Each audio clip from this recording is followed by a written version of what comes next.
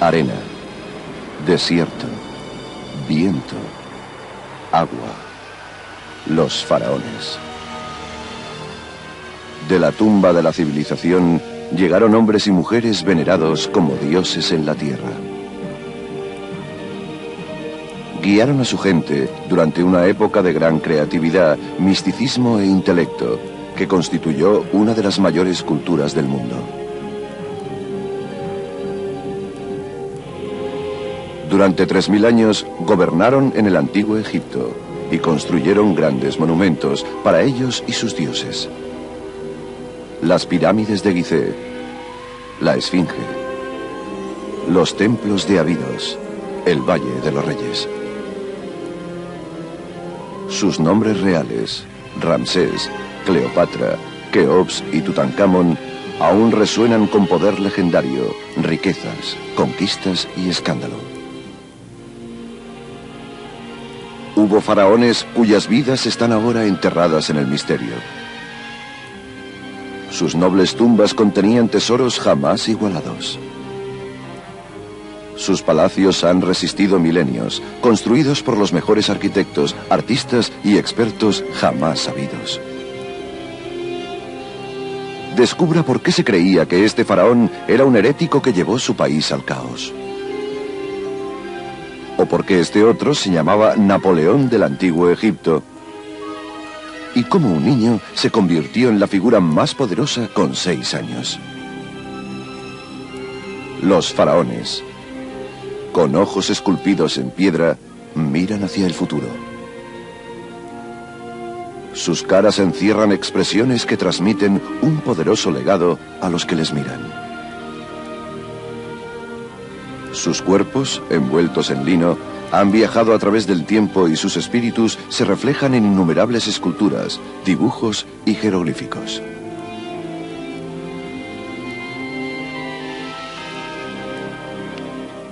Más que realeza, los faraones eran un antiguo vínculo entre los mortales y los divinos. Sus poderosos logros inspiran temor y maravilla. Sus monumentos parecen ser huellas de los mismos dioses. He aquí los secretos de una raza de reyes dioses cuyos nombres resuenan a través de los siglos. Los grandes faraones.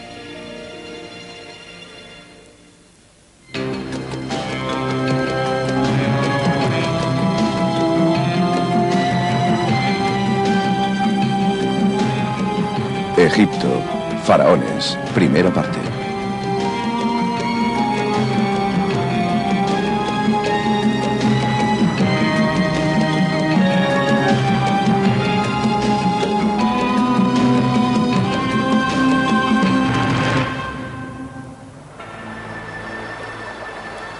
El Nilo, movimiento secreto, oscuridad en la luz del día, portador de vida para los egipcios.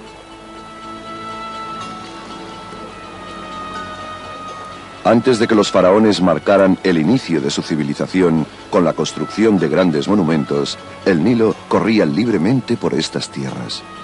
Era la fuente de vida para los grupos errantes que vivían en estas riberas. Abundaban los peces y las aves y cazaban cocodrilos e hipopótamos. En primavera, el río se desbordaba y producía una capa de barro en el que crecía cebada. Esta gente prehistórica del Nilo recolectaba el grano con utensilios de piedra y puntas de flecha.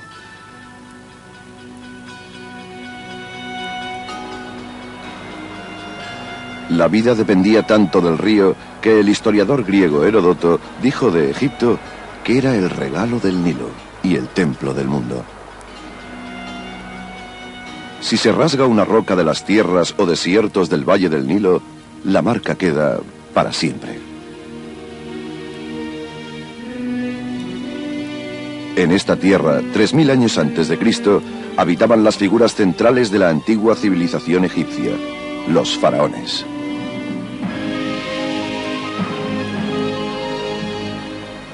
En un principio, la tierra del Nilo estaba dividida en 2 regiones. El valle del río, que se abría hacia el norte del continente, se llamaba el Alto Egipto. El delta, donde las ramificaciones del Nilo desembocaban en el Mediterráneo, era el Bajo Egipto. Juntas se convertirían en el Egipto de la historia. En este valle se construyeron monumentos, se hicieron inscripciones y se originó una misteriosa religión y filosofía. El Valle del Nilo, protegido por los desiertos que lo rodeaban, fue la tierra de los faraones. La palabra faraón significa gran casa, y los faraones debían establecer supremacía política y espiritual sobre todo ser en la tierra. El principal símbolo de este reinado era la corona. Una de las más importantes era la corona blanca, un tocado alto y fino con la parte superior circular. Su portador era el gobernador del Alto Egipto. La corona roja era para el gobernador del Bajo Egipto. La persona que llevaba las dos coronas juntas era el faraón de todo Egipto. El faraón llevaba además utensilios ceremoniales, el báculo y el mayal. Se dice que el báculo tenía la forma del bastón de un pastor y caracterizaba al faraón como el pastor de su pueblo. El mayal simbolizaba un arma y un utensilio para trillar. Cruzados en el pecho del faraón, indicaban su poder para guiar, proteger y mantener a su pueblo. Se creía que casi todos los aspectos de la antigua vida egipcia estaban controlados por dioses. A veces se representaba al dios como un animal, reflejo del temor con que los habitantes del Nilo respetaban a estas criaturas. Creían que el faraón gobernante era la encarnación del dios halcón, Horus, gobernador y señor del cielo. Ante todo, los antiguos egipcios creían en su vida terrestre y en que el orden universal era controlado por una fuerza llamada Ma'at. Pharaoh's job description might be described as maintaining Ma'at. Everything must function according to Ma'at, or the universe, the ordered universe, might collapse into chaos. Earthly chaos, cosmic chaos. Pharaoh's job is to coordinate the divine and human effort to maintain Ma'at. It's a pretty important job description. He's helping to preserve the universe.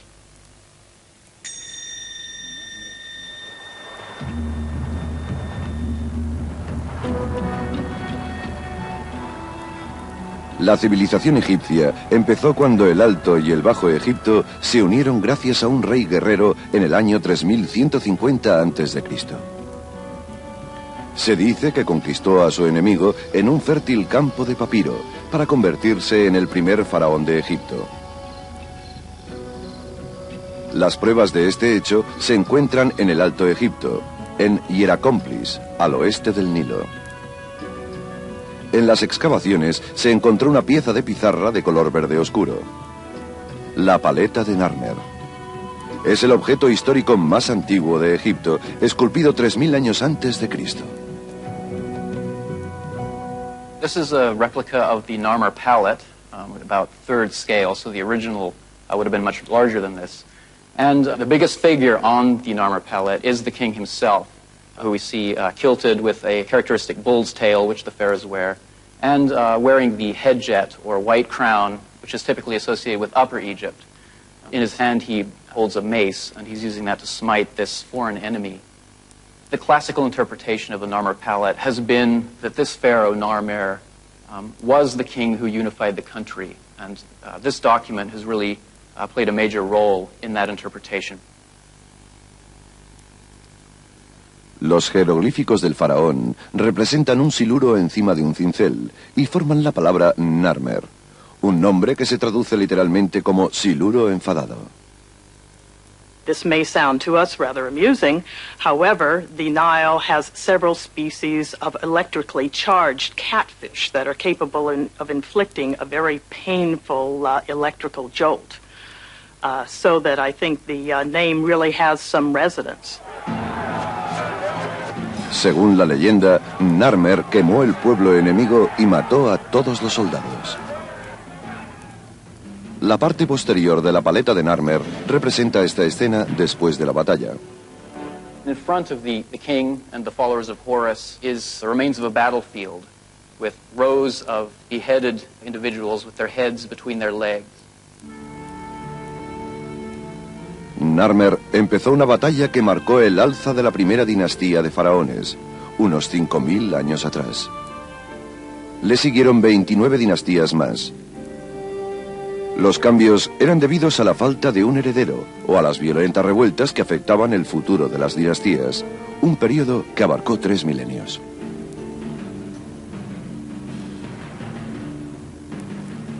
Para asegurar su conquista, el faraón Narmer probablemente se casó con una princesa de origen nórdico.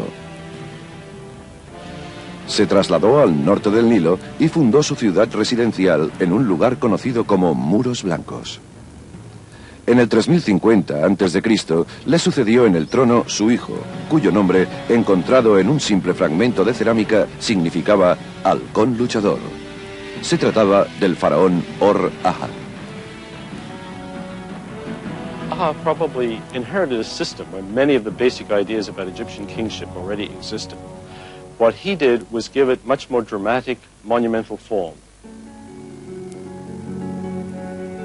El mayor logro de Or-Aha fue la fundación de la ciudad de Memphis en el lugar residencial de su padre, Muros Blancos. Esta ciudad creció como capital política y religiosa del antiguo Egipto. Construida con barro y madera, lo tenía todo, pero desapareció. El historiador griego Manetón nos deja su impresión de esta ciudad de Muros Blancos. Memphis was by far the largest city I had ever seen.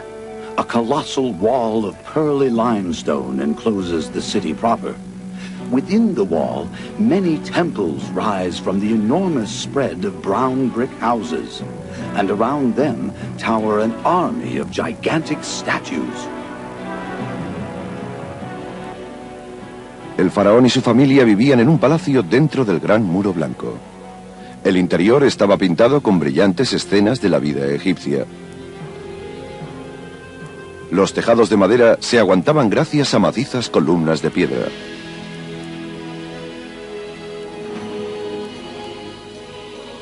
Por la mañana, el faraón se daba un baño ritual al que asistían miembros de la corte y asistentes. Debía aparecer ante esa gente vestido como un dios, y la higiene y su aspecto consumían gran parte del tiempo de Or-Aha. En esta época, en Memphis, el hipopótamo era símbolo reinante de la cultura egipcia. Su caza se consideraba un gran deporte entre los nobles y faraones, como Or-Aha, que los conseguía en los pantanos del confín del Nilo. En una de esas cazas, Egipto vio como su faraón, Or-Aha, moría a los 62 años. Según la leyenda que contaba un viejo sacerdote, Or-Aha se separó de su pueblo entre los colmillos de un hipopótamo. Pero, ¿murió el faraón Or-Aha realmente de ese modo? The hippopotamus also has a religious implication, because the male hippopotamus was the embodiment of the god of evil, called Seth, or Set, S-E-T-H. And one wonders, with this story preserved by a priest, whether it's a reflection somehow of the king being carried away by the embodiment of evil.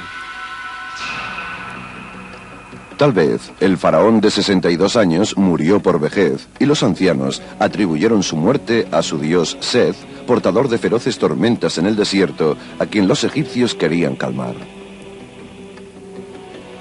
Quizás nunca sabremos cómo murió el faraón Or-Aha, pero podemos visitar su tumba buscando pistas en un antiguo cementerio perdido en el desierto.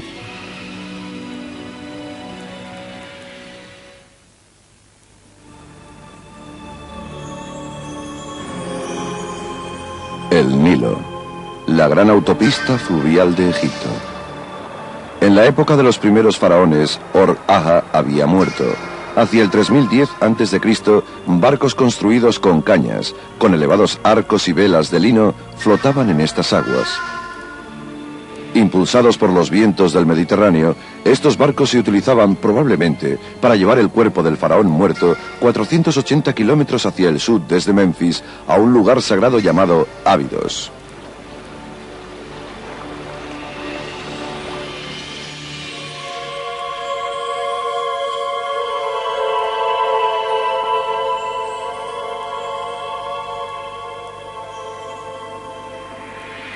La ciudad de Ábidos empezó siendo el cementerio de los primeros faraones en honor a Osiris, dios de los muertos.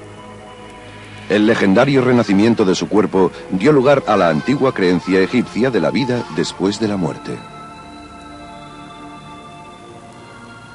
12 metros bajo la superficie del desierto encontramos los restos de Osirion, el templo de Ábidos donde los egipcios veneraban a Osiris como símbolo de la resurrección.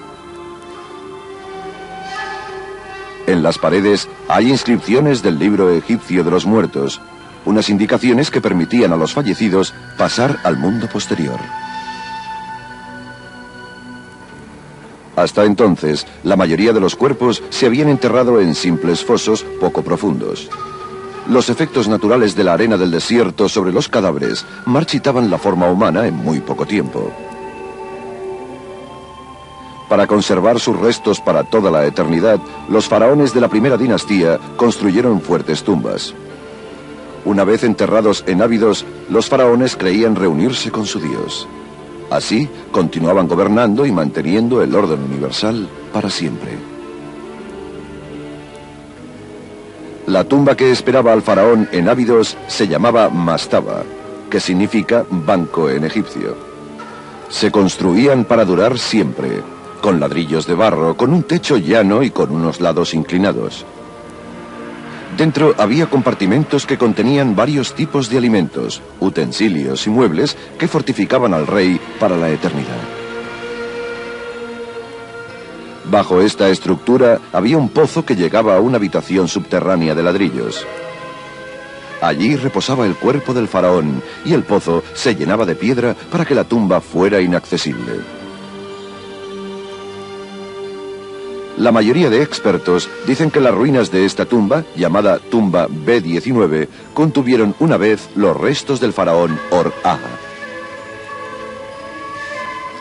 A su alrededor estaban los fosos de sus fieles sirvientes, concubinas e incluso sus perros.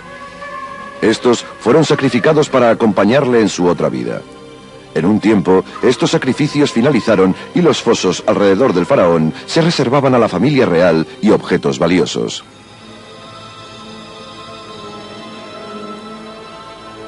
Otra tumba cercana era la llamada Berner Ib, que en egipcio significa dulce corazón.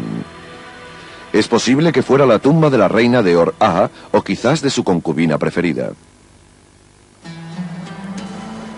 La muerte del faraón Or-Aha marcó el inicio de un periodo de crecimiento y prosperidad de la civilización egipcia que duró más de 800 años.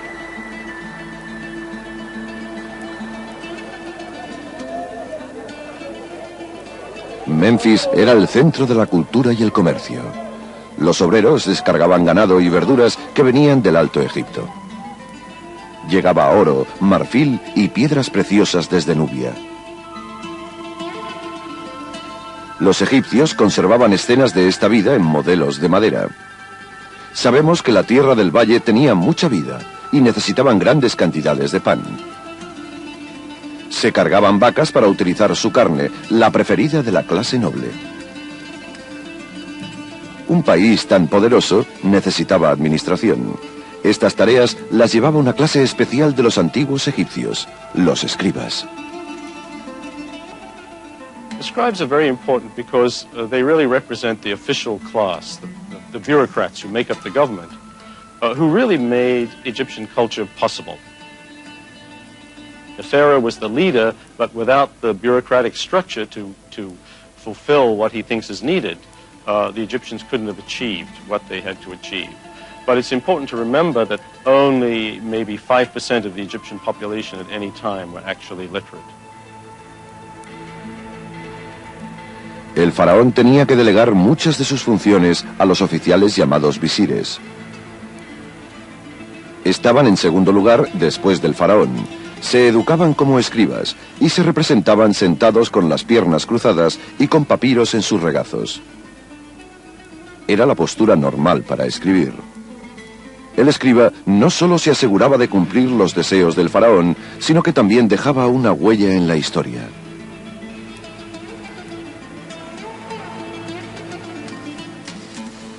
Hacia el final de la segunda dinastía, en el 2700 a.C., el muro de listas en Abidos nos cuenta que 22 faraones habían reinado en Egipto desde que Or-Aha fundó Memphis, pero se sabe poco de ellos, excepto su nombre y lo que significaban.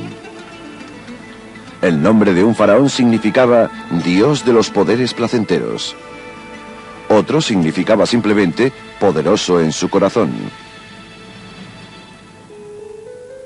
Sabemos además que sus mastabas se construían cerca de la capital, Memphis. Estas se hacían más imponentes y elaboradas. Algunas alcanzaron los 5 metros de altura con hasta 16 estancias.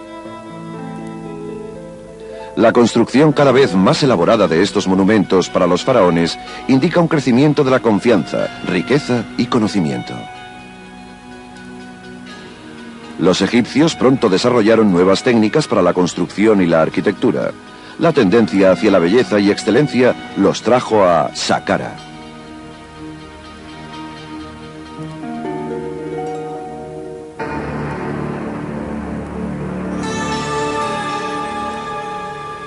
Emplazado en el sur de la moderna ciudad de El Cairo, este edificio de piedra es el complejo funerario del rey Zoser, el primer faraón de la tercera dinastía. Con su reinado, que empezó hacia el 2630 a.C., el poder del faraón era absoluto. Todos, desde el mejor administrador hasta el peor esclavo, se sometían a sus dictados. Zoser, cuyo nombre significaba el más secreto, fue el primero en explorar la vasta riqueza mineral de la península del Sinaí, al este del Golfo de Suez. Descubrió ricos depósitos de cobre y turquesa que aumentaron su riqueza. Envió barcos Nilo arriba para extender su gobierno y las fronteras de Egipto, y llegó hasta Asuán. Para proclamar su poderoso estado, Zoser encargó la primera pirámide que se construyó en Egipto, la pirámide escalonada. 60 metros de altura, la imponente pirámide de 6 escalones domina el horizonte y el elaborado cementerio que la rodea. King Djoser's burial complex is very important because it is the first monumental building built entirely out of stone, the first time in history. Even more important, it gives us the idea of how a funerary complex is going to look like in Egypt from that time on. Como monumento sepulcral, era una escalera hacia el cielo. Como logro arquitectónico, rinde homenaje al misterioso arquitecto y escriba del faraón Zoser, Imhotep. Una inscripción de este periodo contenía este tributo. Seal bearer of the King of Egypt, one who is near the head of the king, director of the great mansion, royal representative, high priest of Heliopolis, Imhotep, the carpenter and the sculptor. Imhotep, I suppose in a modern idiom, we'd call him the Leonardo da Vinci of ancient Egypt. He was brilliant. He was everything. He was second only to the king. He was the vizier, the chief statesman. He had many high titles. But who was he? We don't really know. All we know is his status at the time, that he was the genius who built the stone pyramid. La tumba que Imhotep diseñó para el faraón Zoser tenía la forma de una mastaba con altura. De hecho, Imhotep construyó 6 mastabas de medidas más pequeñas, una encima de la otra, uniendo miles de bloques de piedra caliza blanca. El resultado fue un monumento a su rey, que se podía ver desde lejos en el desierto.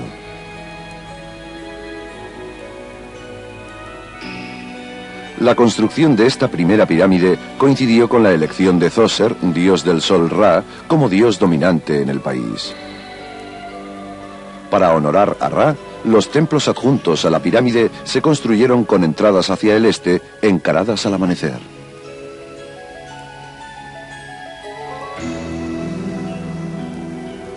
El complejo quedaba encerrado por un muro de 9 metros de altura con entradas falsas.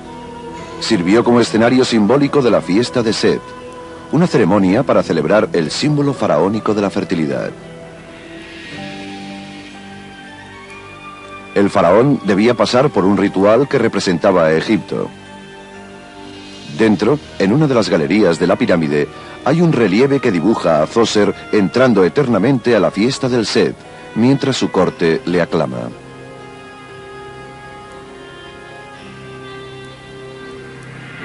Lord of destiny, creating the plenteous harvest, pillar of the sky, support of the earth, leader who directs the two banks of the Nile. There is plenteous harvest wherever his sandals may be. The Heb-Sed festival took place about every 30 years of reign of a particular pharaoh. And it was meant to be a rather civilized way of rejuvenating life in Egypt and prosperity, and to ensure that they would have this. In other cultures, very often, they would kill the king, and then there would be a new young king coming onto the throne, but the Egyptians did not do that. They had a ritual for rejuvenation, and the king would stay in power. Djoser reinó solo durante 19 años, y nunca sabremos si su corte para el Set se usó para su fiesta de rejuvenecimiento. Sabemos que cuando murió, en el 2649 a.C., había iniciado un legado para la construcción de pirámides en Egipto que se copió y mejoró durante 2000 años.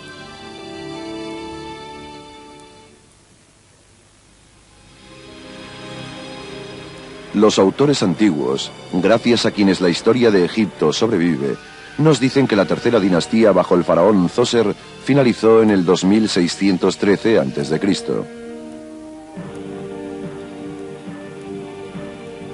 El último faraón, Uni, o el castigador, no dejó ningún heredero al trono. Le sucedió un faraón que simbolizó el inicio de una nueva dinastía para el antiguo Egipto, el sobrino del faraón.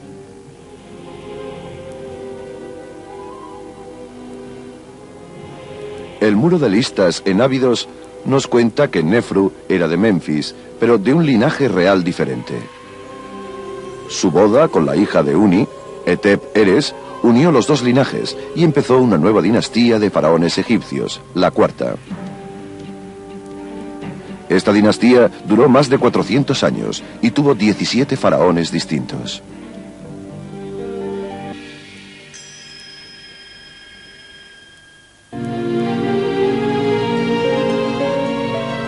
El nombre Nefru significa portador de belleza, y su reinado en Egipto duró 24 años.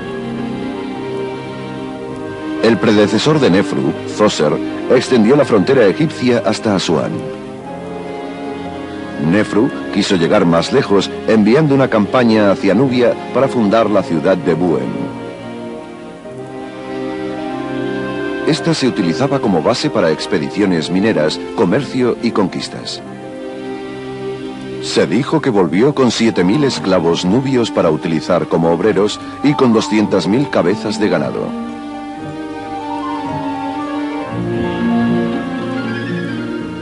Existen pinturas que representan a hombres cargando animales exóticos como jirafas y mandriles para las delicias y placeres de los reyes.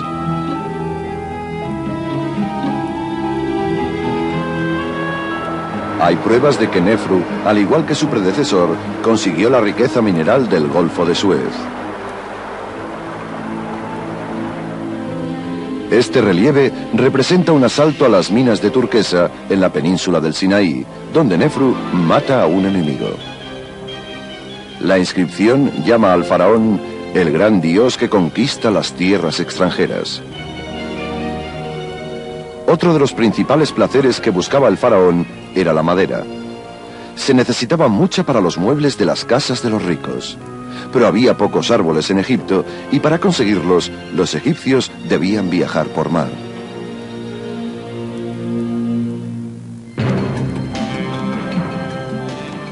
Con una gran habilidad para navegar por el Nilo, los egipcios iban a convertirse en los primeros marineros de la era antigua. Y bajo las órdenes de Nefru se embarcaron en los mares en búsqueda de madera de cedro. El faraón ordenó la construcción de 60 barcos mercantes. Flotas de grandes barcos se dirigieron a Biblos, en el Líbano. Un escriba de Nefru dejó constancia de la llegada de los 40 barcos llenos de madera de cedro.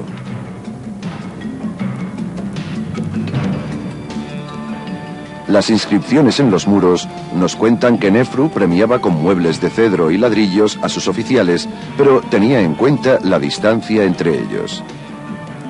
Esto podía desanimarlos a luchar juntos y formar su propio subreinado.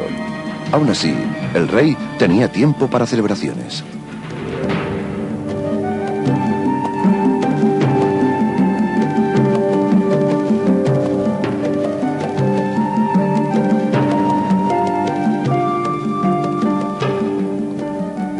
A pesar de todo, la vida era dulce bajo el gobierno de Nefru.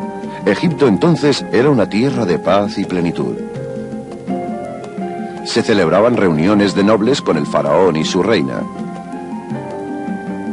Los miembros de la corte festejaban con cerdos y grandes patos. La gente del antiguo Memphis amaba la belleza y la moda. Llevaban plumas y túnicas de lino blanco cuando iban más vestidos. Los antiguos egipcios prestaban mucha atención a las fragancias. El olor corporal era signo de servitud. Llevaban conos de lardo perfumado en las cabezas de las mejores mujeres. Durante las tardes largas y calurosas, los conos se derretían y se deslizaban por sus cuerpos.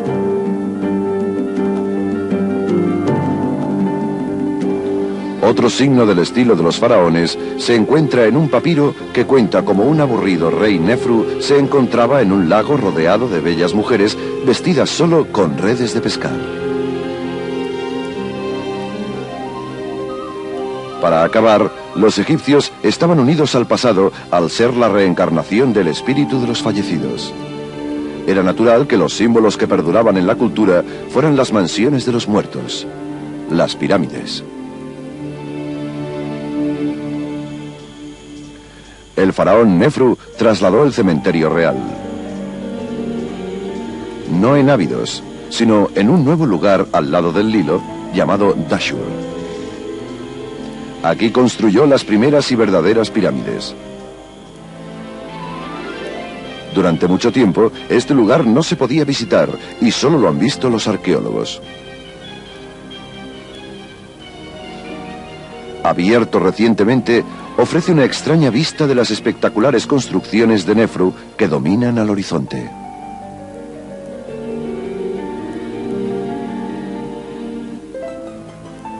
Con una altura de 102 metros, esta es la pirámide torcida, la primera que Nefru hizo construir para sí mismo. Nefru la llamó la reluciente pirámide del sur.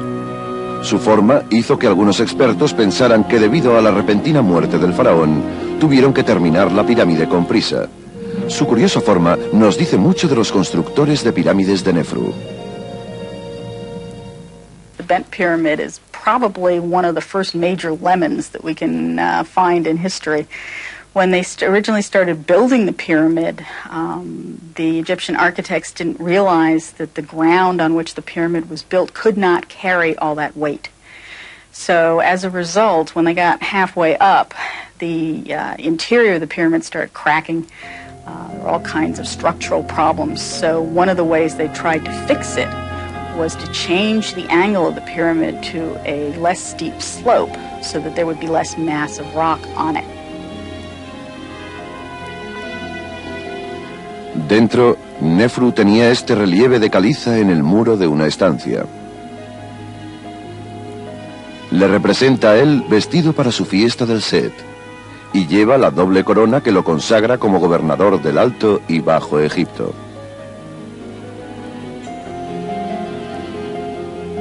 Fuera de esta deforme pirámide, supervisó la construcción de un templo funerario del que quedan algunas partes.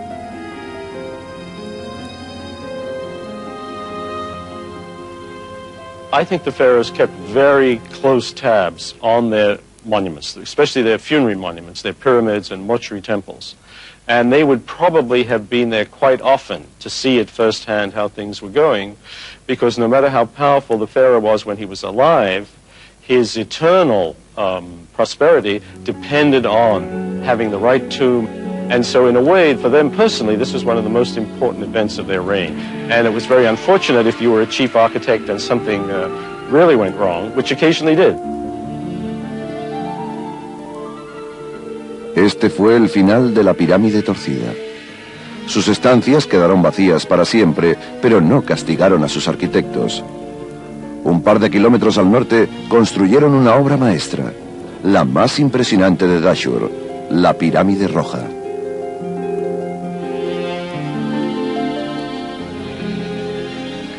Con una altura de 103 metros, es la primera pirámide de lados lisos construida en el mundo. Su nombre viene de la roca con que se construyó. Rica en óxido de hierro, la roca coge un color rojizo con la luz del sol.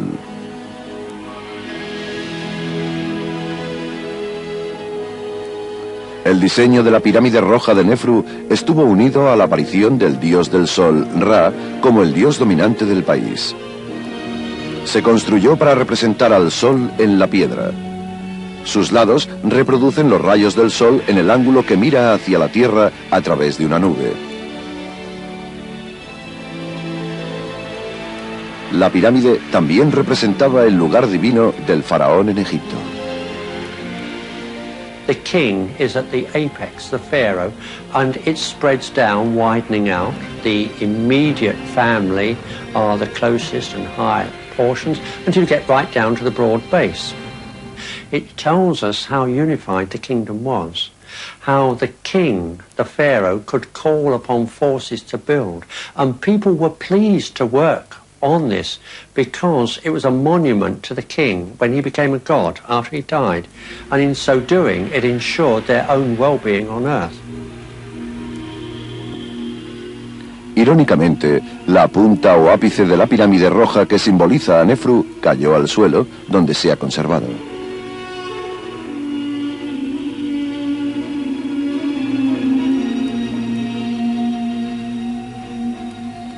En una mastaba al sur de la pirámide estaba enterrado su primer sacerdote, Re-Hotep, y su mujer, Nofret. Estaban representados en estatuas de piedra caliza pintadas. Los egipcios creían que una escultura tan real ayudaría al espíritu a reconocer la tumba como su casa en la otra vida. Sus características son excepcionales para ver el aspecto de un antiguo egipcio. Los primeros exploradores se quedaron hipnotizados con los ojos de cristal, dejaron sus herramientas y huyeron. Estas caras han estado encerradas en una caja durante 3000 años. Las solemnes expresiones muestran su confianza en la inmortalidad porque estaban relacionados con el faraón. Se supone que Nofret era una princesa. Además del título de primer sacerdote, en la estatua de Re-Hotep se inscribe «Hijo del cuerpo de su rey».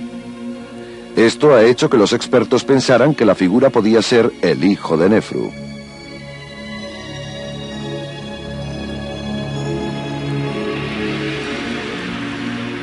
El mismo Nefru debía ser enterrado en esta obra maestra, la Pirámide Roja.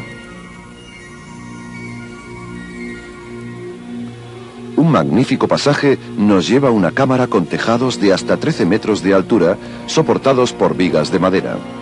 Aunque hace tiempo la vaciaron los robadores de tumbas, la cámara tuvo inimaginables riquezas y su último ocupante real, el cuerpo del faraón.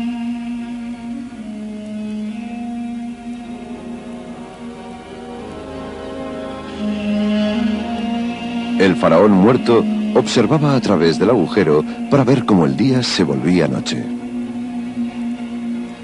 Dentro de una tumba de piedra, un cuerpo se hubiera descompuesto rápidamente.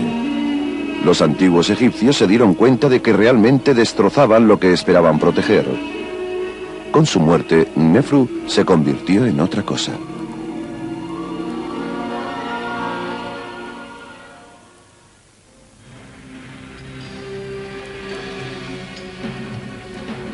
Alzadas desde la arena, cual bestias en este desierto, las pirámides de Gizeh son uno de los monumentos más impresionantes de la historia humana. Son estupendos recuerdos de una época del antiguo Egipto en que la práctica sagrada de las pirámides alcanzó su clímax. También reflejan los deseos y sueños de los 3 faraones que las construyeron.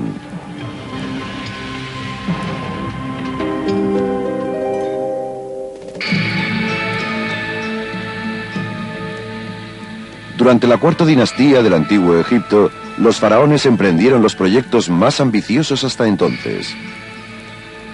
El primero en construir aquí fue el faraón Keops. Sucedió a su padre Nefru en el 2551 a.C. Nefru había construido la pirámide torcida y la roja en Dashur. Keops construyó con los logros de su padre la mayor pirámide en la meseta de Gizeh. Khufu, the builder of the Great Pyramid, inherited an already very stable, centralized, and powerful kingdom. And although we're very impressed by the Great Pyramid, it's important to remember that his father had already had 2 pyramids built, also massive monuments in stone, which if you took them together would easily outweigh the scale of the Great Pyramid. So we're very impressed by what Khufu achieved, but in many ways he was just continuing a tradition that was already established before him. Alcanza los 144 metros de altura. La pirámide de Keops es más alta que la Estatua de la Libertad, la Catedral de San Peter o un Apolo en la pista de lanzamiento. Fue la estructura más alta de la Tierra hasta que se construyó la Torre Eiffel en el 1889. Se construyó para que se viera desde cualquier parte. The site that he chose was very important because it's on a rise. It's a plateau and it's on a rise. And so his monument could be seen throughout the whole northern part of the country. So wherever you were around the capital, you could see the monument that was being built. La Gran Pirámide se construyó con piedras individuales que pesan unas 2,5 toneladas.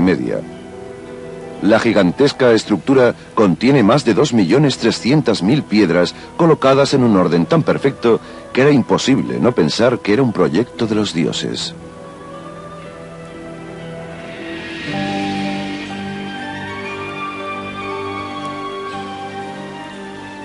Dentro, la cámara de la Gran Galería se construyó cerca de la cima.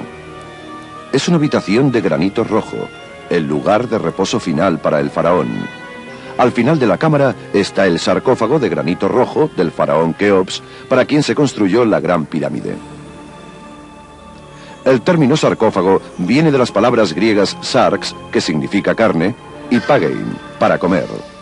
Unidas, sarcófago, esta horrible palabra describe estos antiguos ataúdes de piedra como cajas de carne para comer.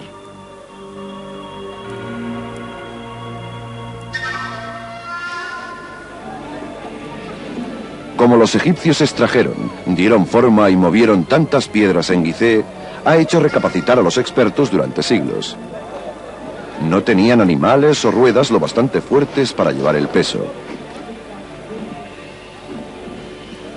Con este logro, la pirámide convirtió a Keops en el símbolo absoluto del gobierno y el historiador griego Heródoto hizo una crónica de la extrema crueldad del faraón.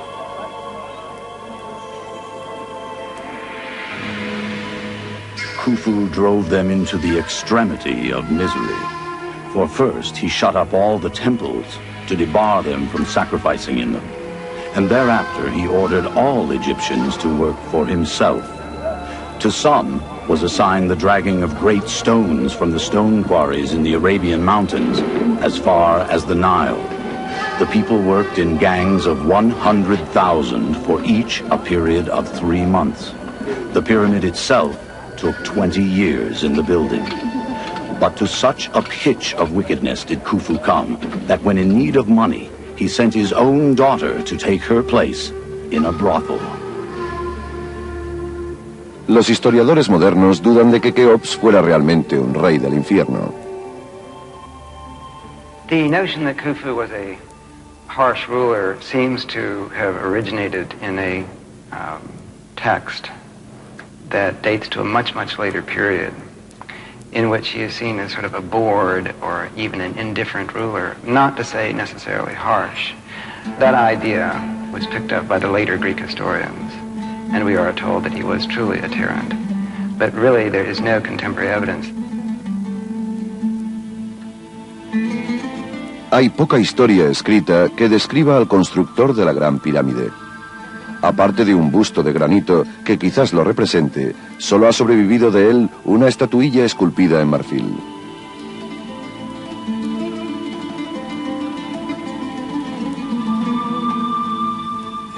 Fuera de la pirámide de Gizeh se encontró un gran cementerio cuyos cuerpos enterrados parecen ser de los obreros que construyeron la Gran Pirámide de Keops. Si los obreros hubieran sido esclavos, Keops no los hubiera honrado enterrándolos tan cerca de sí.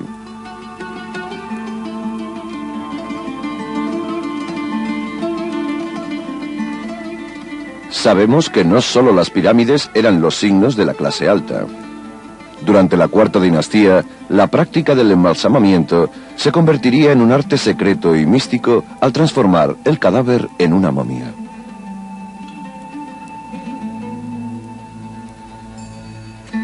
La momificación empezó en la época del padre de Keops, Nefru, y se hizo esencial en la religión egipcia para completar la transformación de gobernador terrenal a rey celestial.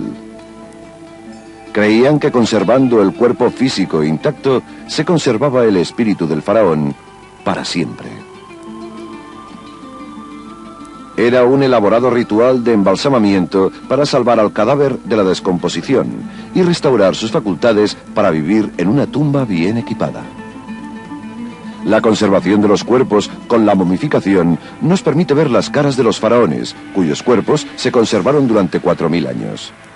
También nos permite ver de primera mano a los mortales considerados reyes dioses.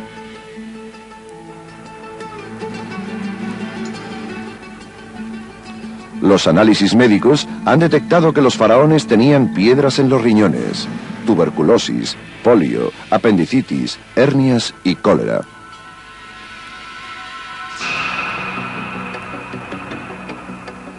Fuera de la pirámide de Keops se encontraron unos hoyos con misteriosas piezas de madera de cedro proveniente del Líbano. Los arqueólogos extrajeron y juntaron todos los fragmentos. El resultado fue un barco de 12 metros que podía flotar en el agua. El barco fue quizás del sucesor de Keops en el 2528 a.C. Este fue su hijo, Yedefre, que presidió el funeral de su padre en Gizeh. Su nombre, Yedefre, significa durador como Ra y se refiere al dios del sol. Yedefre fue el primer faraón cuyo nombre se refería al sol.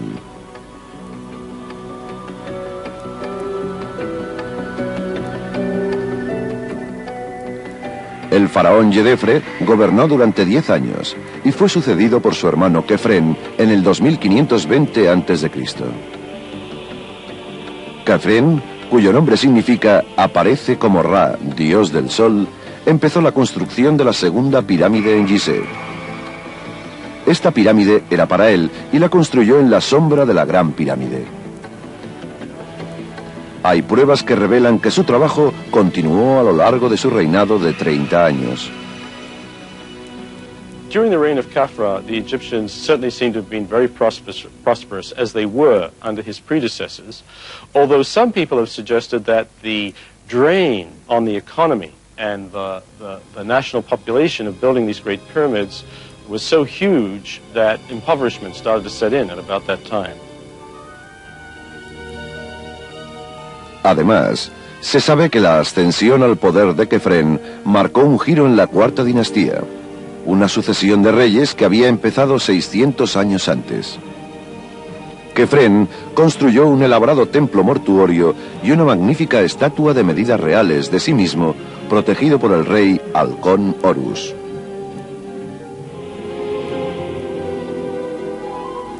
Pero tal vez el símbolo más representativo del reinado de Kefren se eleva en la base este de la meseta de Gizeh, en la sombra de la pirámide, la Gran Esfinge. Los egipcios veneran estas bestias míticas como guardianes de lugares sagrados. Los obreros de Kefren esculpieron la piedra en forma de león con la cara de su rey, unos 4500 años atrás. Es el retrato real más antiguo de semejante tamaño. Las orejas tienen una altura de más de 3,5 metros y los ojos de 1 metro. El cuerpo mide 72 metros, más de 3/4 de la longitud de un campo de fútbol. Su cabeza se alza con 20 metros, el equivalente a un edificio de 6 pisos. El nombre Esfinge significa estrangulador, y se lo dieron los griegos cuando se encontraron con esta fabulosa criatura de piedra. Sphinx itself may have been formed out of the bedrock that was left in that area when that was actually an area of quarrying, and some of the basic stones for the core of the pyramid probably came from that area. Los expertos nos cuentan que la Gran Esfinge estaba probablemente esculpida con la piedra que sobró de la pirámide de Kefren. Pero su último propósito queda desconocido. Acurrucada frente al complejo de su pirámide, sola en el silencio del desierto, la mirada de la Esfinge nos reta, pero no nos ofrece respuestas claras.